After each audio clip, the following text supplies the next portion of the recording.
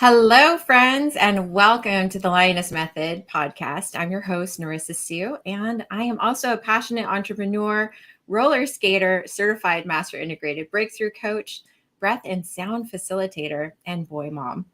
I'm also the founder of the Lioness Method, a program that guides influential leaders to reclaim their power, passion, and on purpose living.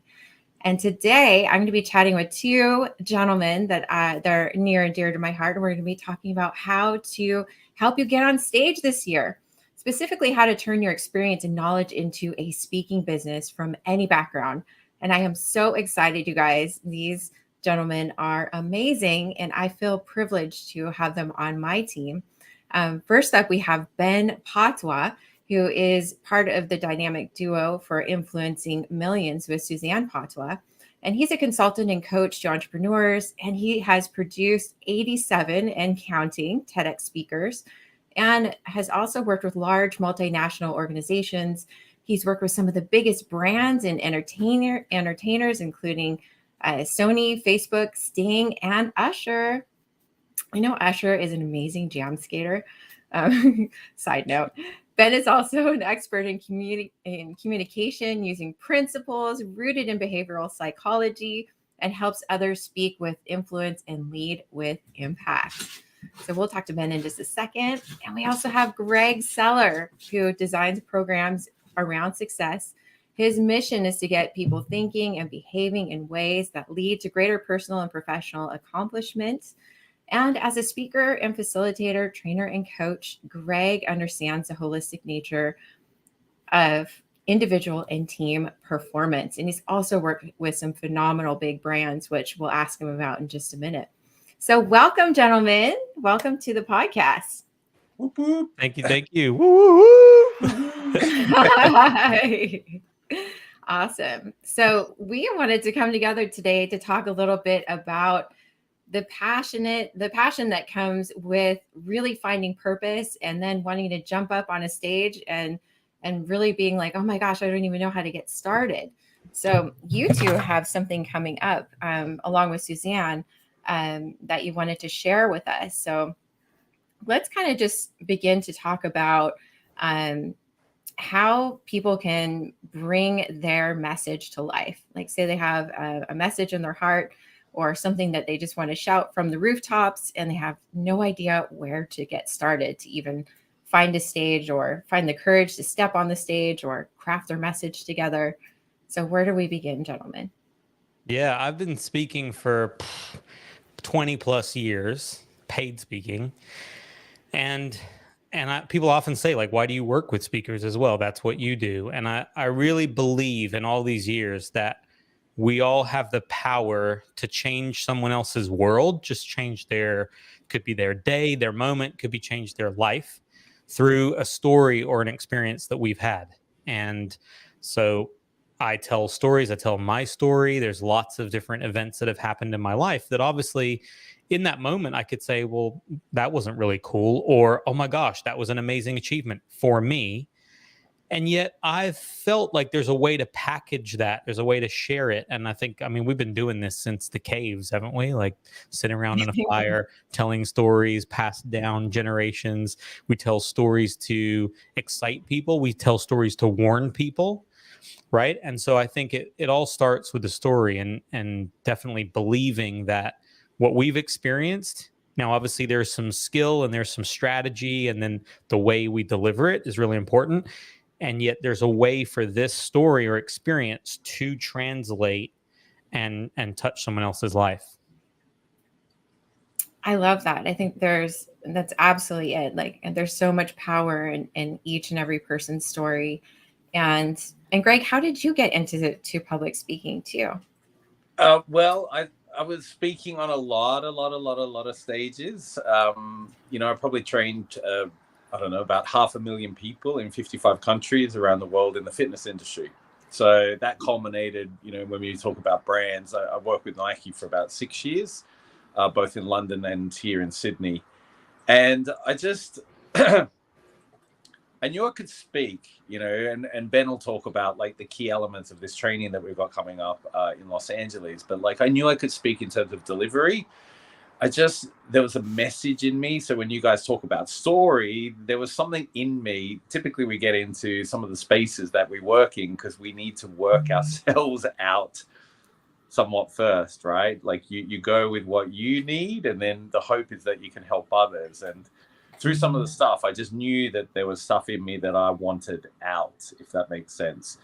And so took it out of the fitness industry. And a very good friend of mine, Sarah Nally, hey Sarah, if you ever see this, which I hope you do, she was the first person who gave me an experience where it was like, seriously, in the deep end, I'm just going to put you in front of 1,500 people. I'm going to give you a big and a big audience and go. And like I said, the delivery side, I knew I'd be fine. The right amount of rehearsal, a good structure behind it, and enough personality on stage is going to get you there. However, there is definitely a craft and an understanding to speaking on stage, not just speaking on stage, but speaking on stage that's going to resonate with people in the way that you hope as a speaker. And there's a very clear distinction. Like, we've all probably sat through talks from the stage, and some of them have been amazing and others maybe not so much. And what are those differences? That's what we want to pay attention to. And that's a good point. Like, what do you think makes a really good speaker? And can anybody be a public speaker, or do you have to have a particular personality for it? Or like, what are your guys' opinion on that? Great question. I think when it comes to can anybody make a public speaker, I think that initially the focus is off, right? It's the message first, and then the messenger second. So I think there's always a story. There's always a message in anyone's life. And we can imagine whether you had a grandparent, grandfather, grandmother sitting there, whether it was over food or for my grandmother, she was like from Austria. And so she had this big mixing bowl and she would sit on the couch and she'd be hand cutting like butter into flour to make these like beautiful Austrian crescent shape little Christmas cookies or something, right? And so she's sitting there and it takes a long time. And then I was like, okay, I can be your shoulder for you. I like a good workout. Let me cut the butter. I'm just sitting there like, this is harder than it looks, cutting. And she'd tell me stories about things. And she left Austria in one world war and ended up in England through another world war. And so I think the story is what really was powerful. The story of how could that touch a much younger boy who became a man, who there's a lot of things I do in honor of her. So first, does someone have a story? And they absolutely do. Some people have a story of something they've endured and they've gone through. And you can think about the hero's journey. Like most movies have an element where I can see myself in that.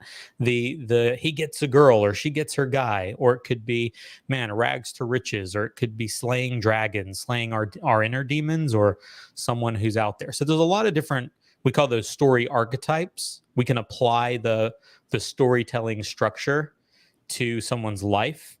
And so maybe they start with a story that's really a lot of filler or a lot of backstory, a lot of preamble. It's like, okay, we can kind of shave that off and make it really impactful for the audience. The second part of your question, can anyone be a public speaker? And I think anyone can get up and tell a message that does have the impact to change other people's lives. Once you start talking about being a speaker, I think then there's certain things where, like I have a saying, right? It's one of those, my little tweetables, a quote. If you want to write this down and take it away, care more about what the other person needs to hear than just what you want to say. Care more, not only, but just care more about what the other person needs to hear than just what we want to say. That ensures that it lands. Right? Like if I want to throw something at Greg, I can throw it as hard as I want. But if I want him to catch it, I've got to, there's like this duality, this relationship. And from a speaker, we've got to be committed to, maybe I need to show my voice a bit more. Maybe I need to open myself up a little and be willing to be vulnerable. or maybe I need to be commanding a little bit more. So I think there's elements, and we call that going pro. There's elements that if you want to learn what it takes to really be impactful, then there's skills there. If you want to just say, I have a message and when I get it out, it's going to really change people's lives, then that's in the story. And as Greg said, there's these three elements: strategy, content, and delivery. And I think that once we have something refined in all of those areas, that's the sweet spot. I love that. I hope you guys wrote that down: strategy, content, and delivery. Ben is the master. I first encountered Ben about 4 years ago when I actually engaged him for coaching for this very thing, for speaking. And he's absolutely phenomenal, as Greg is. And I also wanted to have you guys talk a little bit about how you can actually support others as you have, us, Ben, in crafting their message. If they're an entrepreneur and they want to be able to actually get their message out, or they want to have a speaking business. So is that, tell us a little bit about Spark the Stage. Yeah, I'll say one thing. You might, if you've never heard me talk before, you kind of pick up that I drop little sound bites. Here's one for you. We're always on stage. And a lot of people will say to me like, oh, I'm not a public speaker. It's like, we're always on stage. We could be in the line at the grocery store. We could be, as Greg, having, 55 different countries. He's flown around the world how many different times? We don't know who we're sitting next to on the airplane. We don't know who we're going to encounter in the lounge. And somebody might say, hey, I'm the CEO of, for me, I'm the CEO of Viceroy Hotels, and I could help you with events for speakers. What do I say to that? I mean, I better be ready to go when, I won't say his name, but when he handed me his card and was like, Viceroy Hotels are some of the best hotels in the world. Yes, thank you. I would love to have that contact. I need to know what to say in those next 30 seconds. So we're always on stage. As you as a mom and me as a dad, I know, like, I'm on stage with my kids, and it's changed as they've gotten older too. So the first thing that we can think about supporting someone, if you're an entrepreneur in today's world, we've got to be speaking, right? With more and more artificial intelligence programs churning out content, with even, apps where we can get someone else to speak our script for us, more and more people are going to want to connect with us authentically. Mm-hmm. They're going to want to say, who is this person I'm working with or thinking of working with?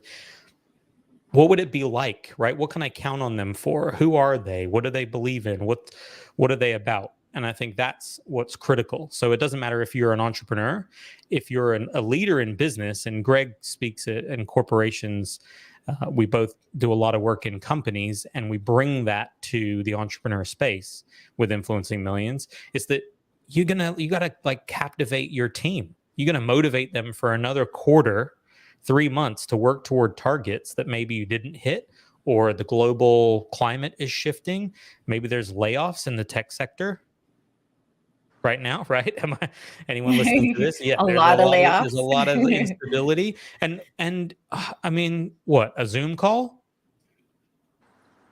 or an email? Hi, by the way, 10,000 people don't have their job anymore. We saw CEO of Salesforce, Mark Benioff, who then came out with an apology that he got a private meeting, really wrong.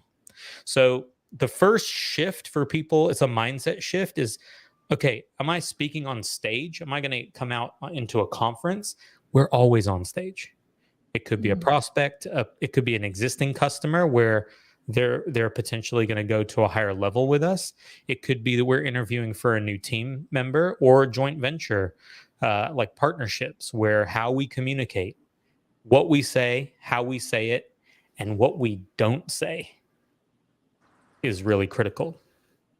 Yeah, just picking up on the leadership thing, just doing trainings almost constantly, week in, week out.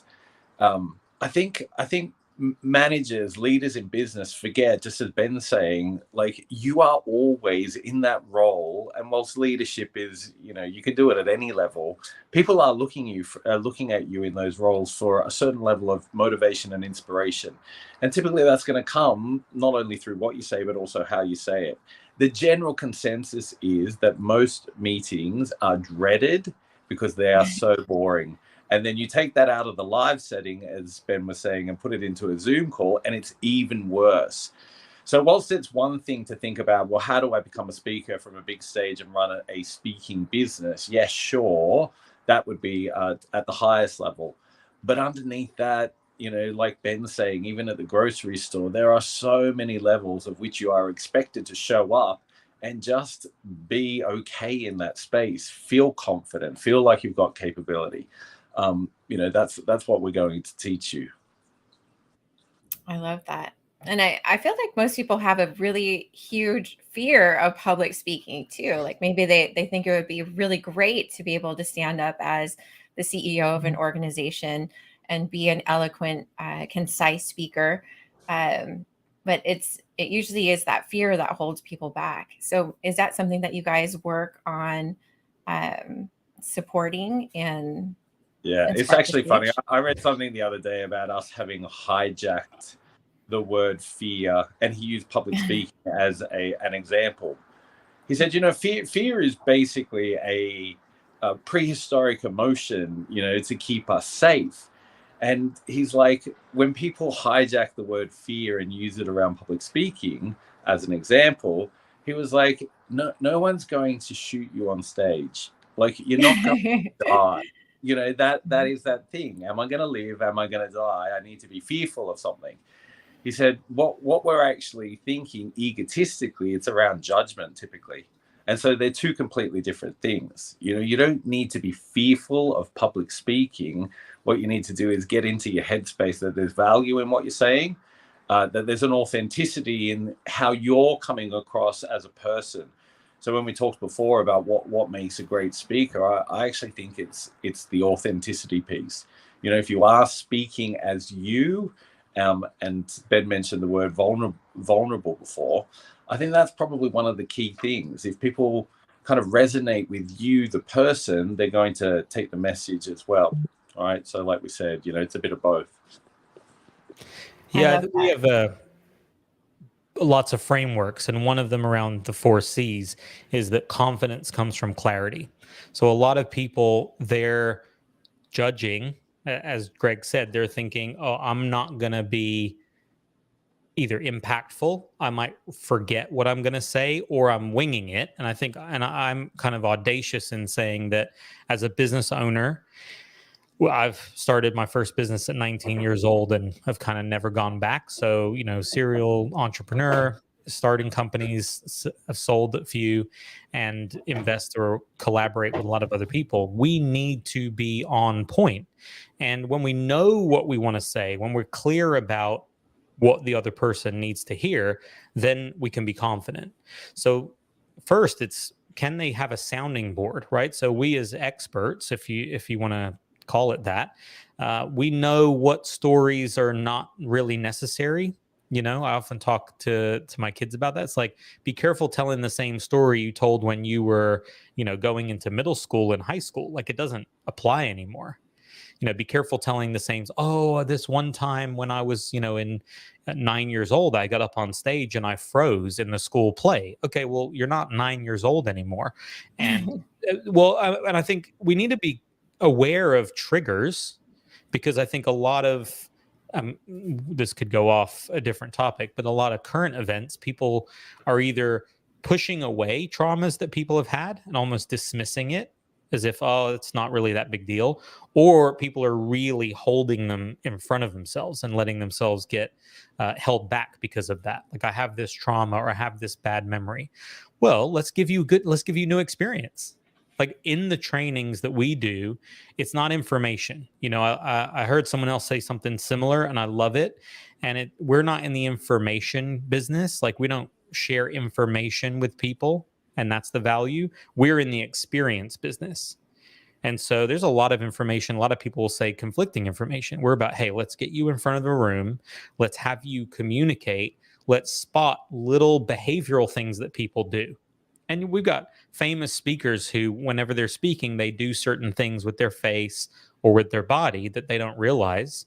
And we are, millions of people watching on TV or live in person, and we can spot it. We don't always know why if you're not trained. However, those are the things that might have someone go, I'm not sure I want to work with that person.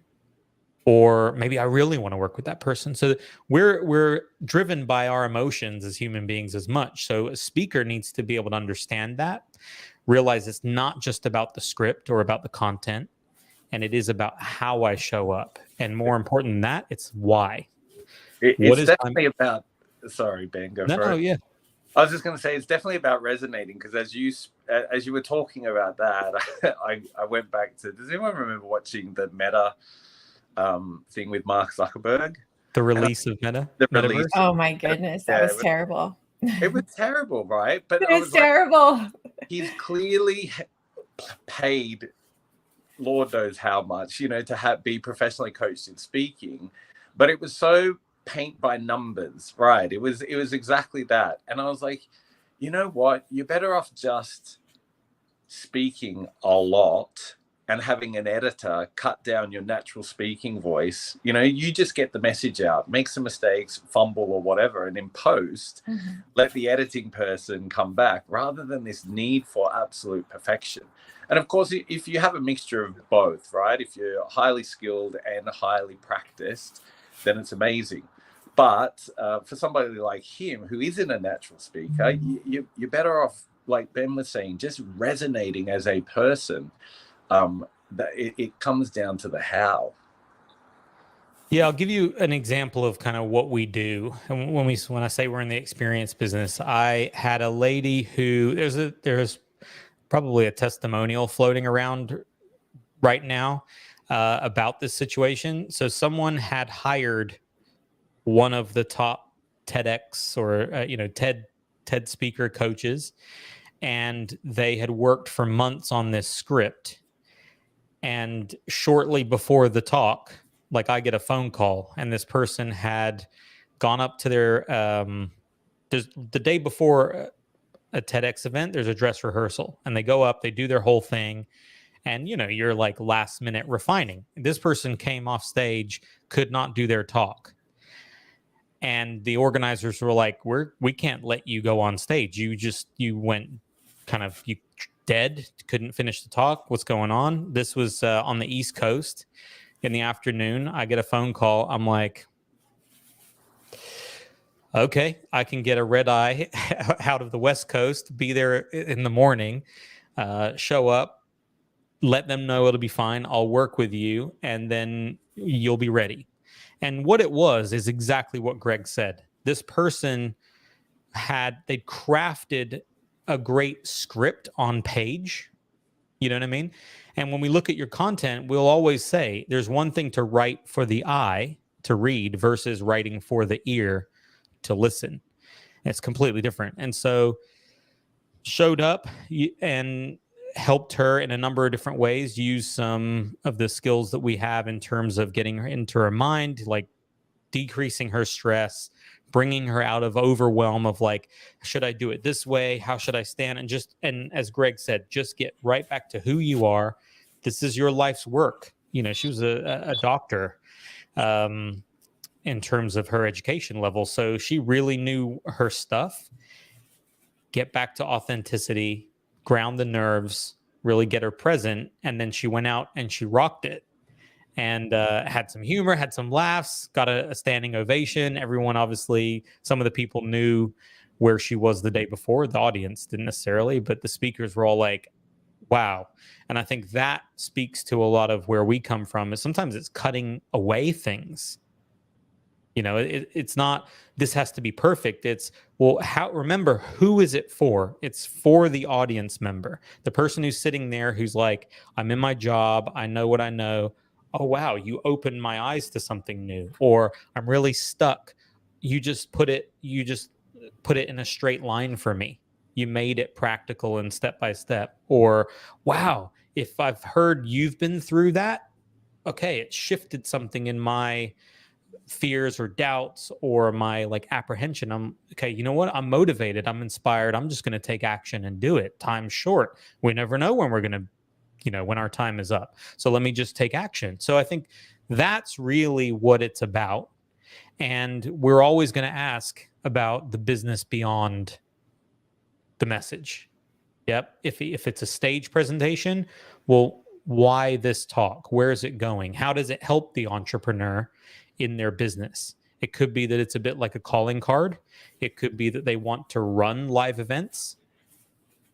I don't know about you guys, but the last number of years, I'm missing live events. As much as I love, now look, we've got, I don't know how many time zones we have here, but all three of us are in completely different places. Greg's in the others.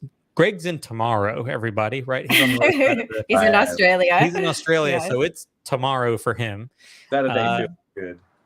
And this is beautiful, right? Isn't it? We have the ability through tools and systems to be able to go and connect virtually, and people are craving live events. People are craving the experience because, we can turn on a course. We can look at YouTube.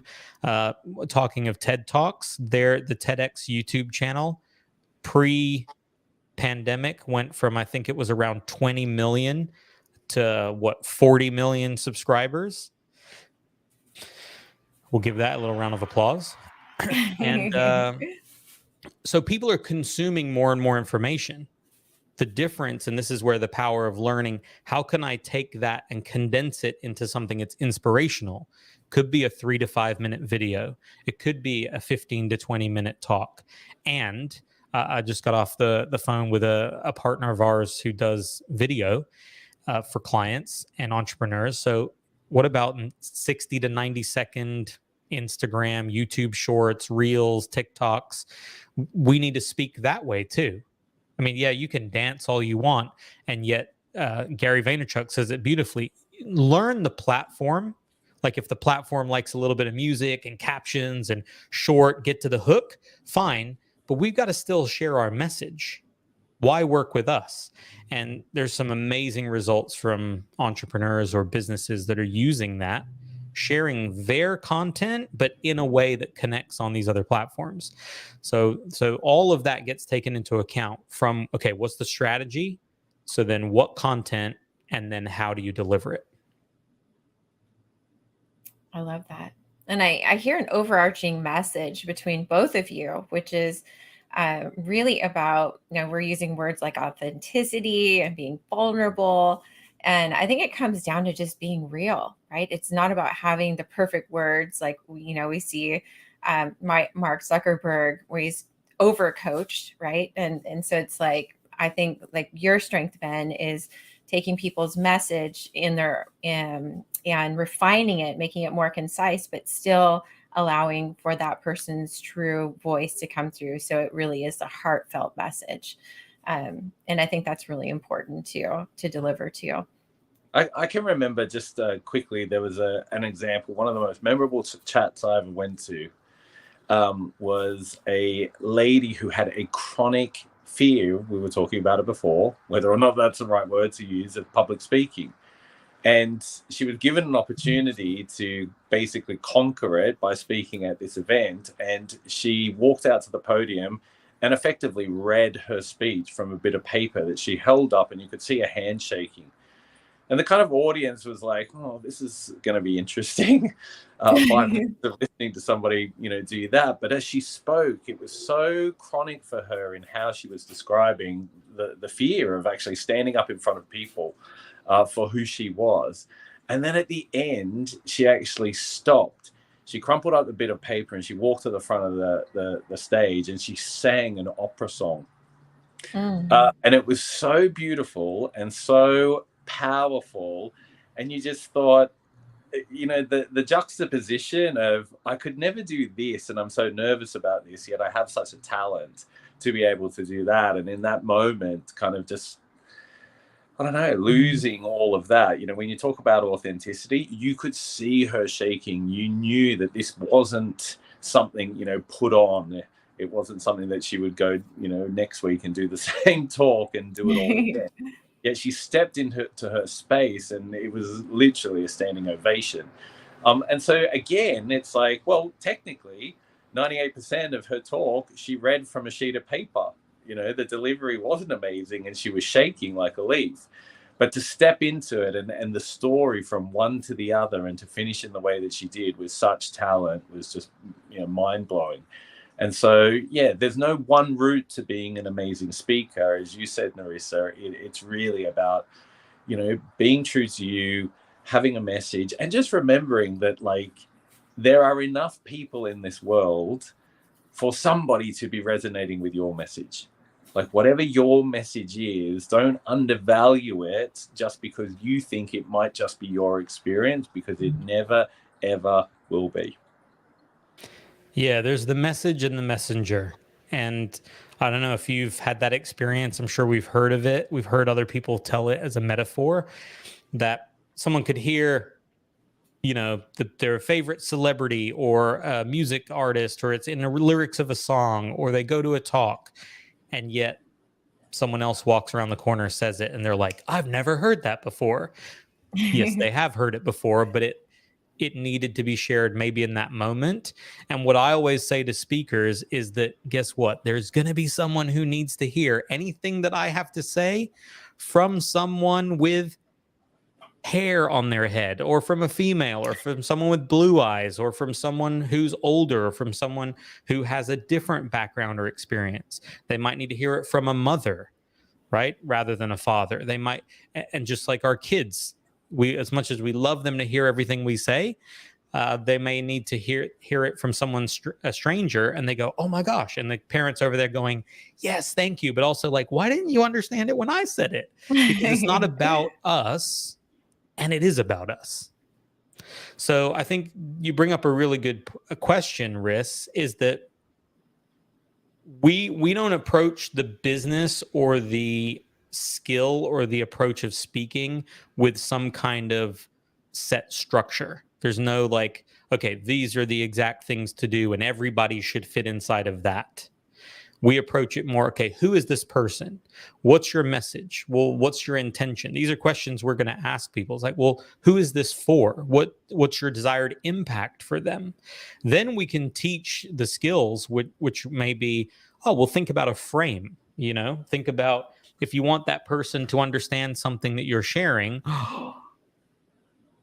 you might want them to have a certain lens and be looking at things through a certain set of lenses.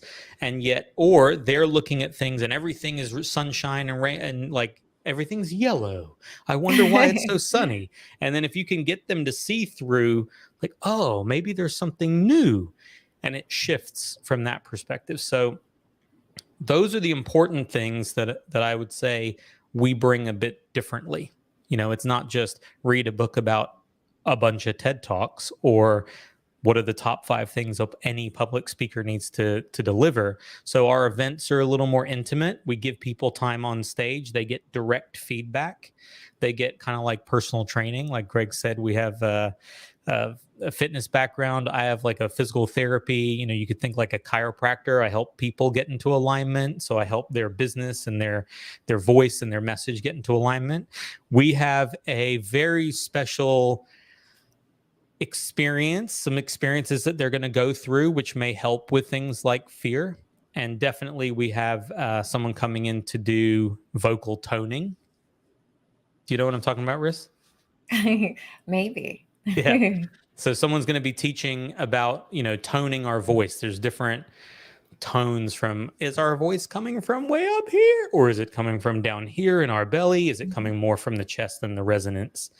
And different things of that nature can really help refine someone's talk. So if you're a beginner, we can help. We always say that we prefer someone who's, really, they know that they have a message to share. We're not here to convince somebody.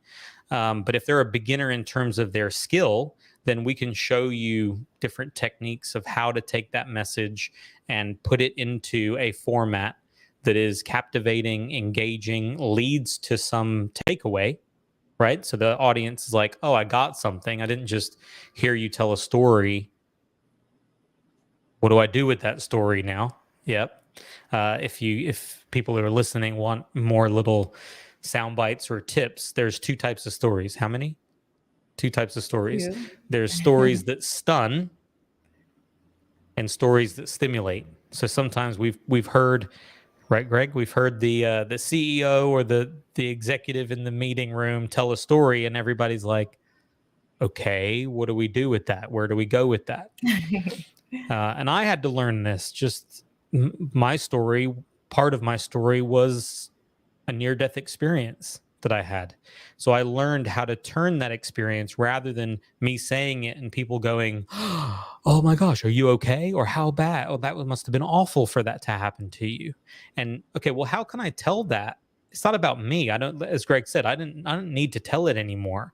I've gone through my personal journey. No tears, no fears, no drama, no trauma anymore in terms of that. So I can, if I'm going to share this, maybe can I make someone realize that, hey, the only right time is right now. We don't know how much longer we're going to get. And for a young guy, like I had that experience at the beginning of my adult life that some people have later in life. So that woke me up. And that's why I do what I do. I realize that my time here is pretty short. If I can help other people share a message, I kind of feel as if I have a hand into the ripples of change, the legacy that they're going to touch people who would never come and hear me speak. Maybe they wouldn't resonate with me. So through helping other people speak and get their message out, or whether it's build their business or share products or deliver training and information in a way that moves people, I feel as if, it's part of my legacy. Well, what did I have to do? I had to learn how to tell that story in a way that stimulates people. It's like, okay, that helps activate me instead of having me sit there and be heavy with it. So there's always that sounds very healing. That sounds like a really transformative healing journey as well, to be able to take your pain and turn it into something powerful that actually affects change and growth for other people. And the beauty of it is, like, my approach is totally different. You know what I mean? It's like, I just want to hold people's hand through life and sometimes laugh at the absurdity of life and us. You know what I mean? It is all ridiculous. It is. It's all ridiculous. And we do ridiculous stuff to ourselves. We do ridiculous stuff to others. And then there's the culmination of everything in between. And, the kicker is none of it's reality. It's all this reality that we create. And so if I can bring a kind of lighthearted approach to it, I was always told, if you want to be memorable, make them laugh or make them cry. So, it sits in that kind of spectrum there of just resonating with people in the right way, doing it with a little bit of personality. If you can find moments that are going to touch them, either on the kind of laugh cry scale, and I'm using those as kind of funny extremes, then it's sometimes just the 1%, right? If you're doing a 18-minute TED talk or a 45-minute presentation to corporate, even if people just walk away with one small thing, the 1% is enough for them to go and significantly change their life. I can remember speaking for 45 minutes and somebody came up to me 2 years later and said, "Oh, you know what? I just went that day and I asked the guy out." It was a talk about hacking the status quo, right? Doing something different in the moment. Where do we sit? Why do we stop ourselves from potentially doing more of what we know we would want to do? And she said, "I just went and asked him out." She said, "We're now engaged and, we're getting married next year." And I was like, wow, for my talk, you're now getting married, and it just took one sentence in a 45-minute presentation. So there is huge power to it, which means, like, we shouldn't take it lightly, but it's serious stuff, but you don't have to be serious about it. And I love that part, right? Just the play between the context and the content, and then the delivery side of it, of how can you bring yourself to it. Like Ben said before, message versus messenger. Yeah, and I love that. If anyone who's listening to this resonates, like it's a lot of fun, and as you said, Riss, there's some catharticism that goes on with bringing up the story and not doing it in a vacuum.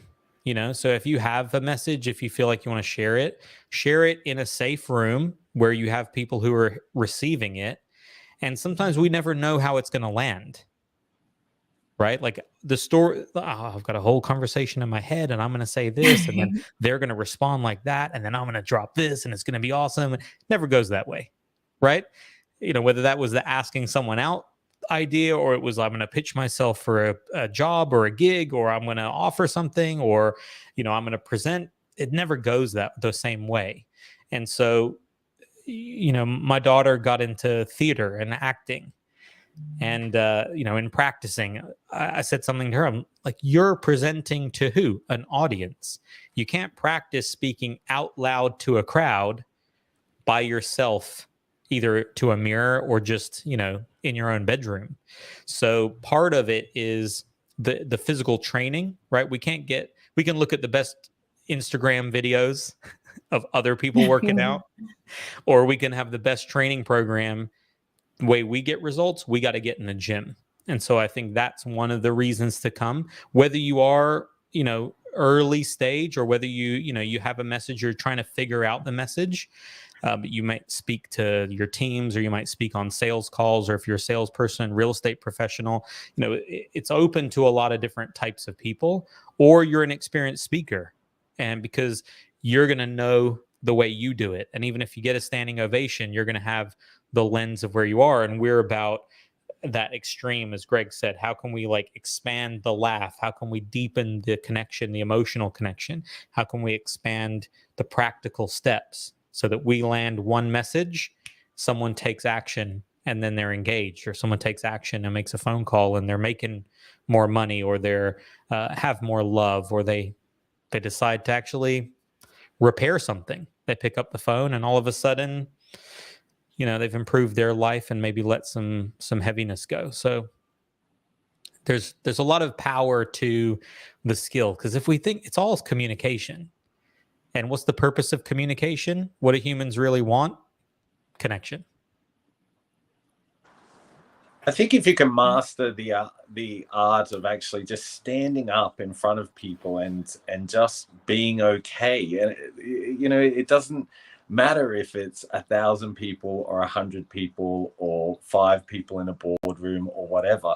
Something mentally happens between somebody sitting down in a seat, having to stand up and make that transition to standing and walk to the front of the room, and it's all a head play. They will literally do themselves in 8 steps between the seats and the front of the room. And so part of it is also, and Ben's a master of this, the psychology of what it actually takes to, give you that confidence in knowing that there is capability there and you will be okay. Like, you will be okay. So when you can start with that grounding, the rest is crafting and semantics. You know what I mean? It's design, it's practice and rehearsal, but getting that foundation of your confidence and that sense of okayness, that, when you feel good in front of a group and you start getting confident in that space, there's just no stopping you. And it is such an amazing skill to have. I can remember my sister's wedding years ago, and I'm just like, why did you not tell me this earlier? Literally, I rocked up on the day and she was like, oh, do you mind taking the mic? You're good with the mic, and just kind of announcing things as they come, or introducing this or introducing that, or letting people know. And I'm like, it's called an MC, Karen, and you should have got this organized months ago, and you're giving me the microphone on the day. But she had complete confidence, and that's the difference. So did I. I knew I could get up and just do it, and it was fine. And when you play in that space, for the amount of times that Ben said we rock up into situations where we're meeting people or speaking with people, it's just a nicer space to live in. Mm-hmm. And I feel like in this training that you guys are about to offer here in March, people are going to have the opportunity to play in this space with you guys, with the support and a community of other leaders that are looking to share their message. So tell us a little bit about what that's going to look like, guys. Yeah, we have a training called Spark the Stage, and it's a live event. So come prepared to as Greg said, get up and go in front of people and present. And so we take in a couple of days. So we start in the evening of the Friday night, the 17th, but in the 2 days, the 18th and the 19th, we'll give you a chance to have a formula. We'll give you an outline of, okay, if I were going to start a brand new talk, and this is the key, so that when you leave, you have the tools to do it again and again, where would I start? And what does a story arc ultimately look like? What are the key milestones that I need to hit? And there are 7. I don't have 7 fingers on one hand, but there are 7. There are Hopefully 7. not. Yeah, there are 7. I could do anything. There are 7 different milestones that we teach, and then within that, there's going to be flexibility. There are going to be different formulas that someone might say, well, I want to take this into this angle, or I'm delivering this to my team. It's going to be like this. So the structure, the skeleton structure is there, and we give that to everybody. And then they're going to get a chance to practice it. And then they're going to get feedback and then refine some more and get a chance to practice it and then get feedback and then do it again. And so there's this flexing of a muscle, if you can see wherever my video is, right? There's a flexing of a muscle so that by the time that people leave, their now normal is so much higher and further than when they walked in. Because to give them a bunch of information without the implementation, I think is one of the issues that we're aiming to solve within this kind of industry. Like we said, we're in the experience business. People are going to leave with the experience. So when you come, we take care of we've taken care of lunch on both days so that you can stay there. Suzanne, as you mentioned, my beautiful partner, she's an event experience queen. So everything from, you don't have to leave. You don't have to worry about, oh, I need to go catch lunch. We can stay together in the energy. There's something also that happens when we're not, kind of on stage or in the training. There's amazing discussions that come out. And then we'll take care of dinner the Saturday night as well, which also will be a great chance for people to connect. Saturday evening, we have a really cool experience where people get to get into their bodies, maybe feel some of the fears and anxieties and learn techniques, either from breath work on how to release it, from mindset visualization, things we call an anxiety release model, which I teach all speakers, and I've taught kids in theater classes to how to completely remove the clammy hands and the butterflies before we go on stage. And I'll teach some of my kind of prep routine. And then on Sunday, we get a chance again to go again and again.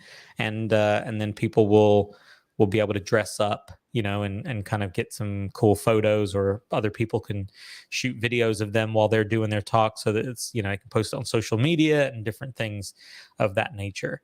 So yeah, it's an experience where you're going to learn, if you have your message, how can you package it? If you already speak, what am I doing when I'm at the front of the room that I don't know, right? I say when we drive in a car, what do we use? We use those reflective things on the side, the mirrors, to see where into our blind spots. And so we're going to give you, try to stay humble from my British mom's background. I think we're probably going to give you some of the best feedback, especially for professional speakers.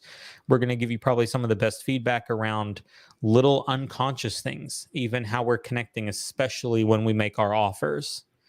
And can people feel the congruence? Can people feel the connection? Or where might we be almost, giving people a reason to disconnect, or we would say break rapport in that way. Yeah, I wanted to say that. And what about the business element, guys? Because I know that one of the things that we talked about is like creating a business out of speaking on stage. Is that something that you're going to dive into as well? We will some, yeah. So we also support speakers from business. We'll teach you, essentially, there's like a prospecting. So if anyone who does sales hears this, they'll understand kind of like a pipeline. If you don't do sales, then you probably might not realize that we're always selling, right? We're selling our kids to go to bed on time. We're selling our ABC, our partners. always be exactly. closing. We're always selling. And so, I'll talk a little bit about that. and I teach. I put together these personas, like 4 different buying personas, and my son who does some graphic design, and he kind of does social media reels and things like that. He animated these little figures, so we have these 4 different characters, and we teach people how to recognize who we're selling to. Now, as a speaker, who I speak on stages in front of large audiences, I can't sell one-on-one to people. So I have to know how to sell to all of those personalities from stage. And while we don't go in, this training isn't to the point where we go into that depth. We do that more at a further training for people who are already clear, they're already selling, and they want to take their sales, because we can measure that if they're already selling, how to increase conversions. But we'll definitely teach people those personas, because you need to know who you're talking to and in what order. That's just that's kind of something that I put together. Yeah, no, thank you for that. And I had one more question. So we talked a little bit about, what the training is and kind of who it's for, but who would be the best candidate for this particular training coming up in March? I think the best candidate is someone who they already communicate, they know they communicate, and in what they would call high stakes. So if it's a business owner and they have to communicate with employees, contractors, customers, absolutely. If they are someone who sells anything, real estate, if they're a sales, inside, outside sales, someone who is already a speaker. And we always say, if you already speak, we're going to help you. Well, I guess depending on what your fee is, I wasn't say help you double your speaker fee, but we've helped many of our clients double or triple their speaker fees, because when they can communicate with more impact, the audience is much happier, and the event planners are like, not only was that great and exceeded expectations, can we have you back? Could you do multiple talks? And can I share you with any of my friends, because I know you're going to deliver. So, how do you make that more of a business? So I think if someone's already a speaker, absolutely come. And if someone feels as if, hey, I communicate and I need to make sure my communication is to a higher level, whether it's in a company, whether it's in my own business, then definitely you'll see value in it as well. Yeah, and I would have said it's the good to great journey. You know what I mean? It's like I'm good. I can get up. I can talk.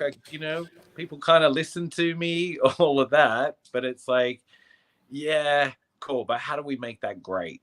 Like, how do you make it great where it resonates, where people are still talking about it tomorrow and they haven't forgotten your message 5 minutes after you've left the stage? There are so many people out there who already display good capacity to get up in front of a group. Yeah, I have no problem standing up in front of people and speaking for any amount of time.